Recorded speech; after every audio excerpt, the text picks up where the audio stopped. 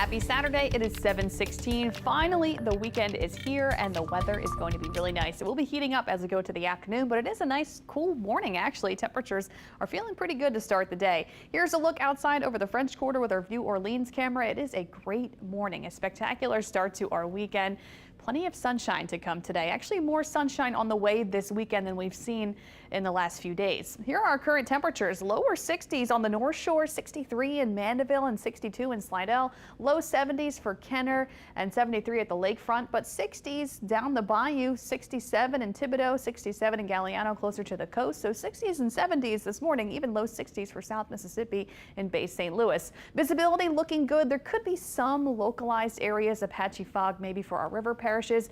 More fog up to the north, kind of just out of our immediate area. So you may run into some little spotty fog for portions of the area, but overall looking like a quiet start to our morning. And yesterday we did have the rain and storms, some severe weather yesterday north of the lake. I think some drier air has moved in behind those storms because our dew points are down a bit, mostly in the mid 60s, some 70s though. Yes, it is humid, but it could be worse. It's still going to be humid and very warm today. Our dew points will be in the 60s in the coming days. Really all the way through the end of next week, our dew points will be in the 60s. So when they're in the 70s, that's when it becomes extremely muggy. 60s, yes, it's humid, but you know, it could be a lot higher, especially as we go into the summer. That's when our dew points really stay in the 70s. So we'll take the 60-degree dew points this weekend. Yes, it will be humid, but not oppressively so. Possibly next weekend, some drier air works in. Looking ahead to that, we'll watch that and see how that plays out. Let's talk about today for your Jazz Fest forecast on Saturday. Beautiful, plenty of sunshine. Temperatures will be climbing to the mid and upper 80s this afternoon, and it will probably feel like around 90 degrees, factoring in the dew points in the 60s.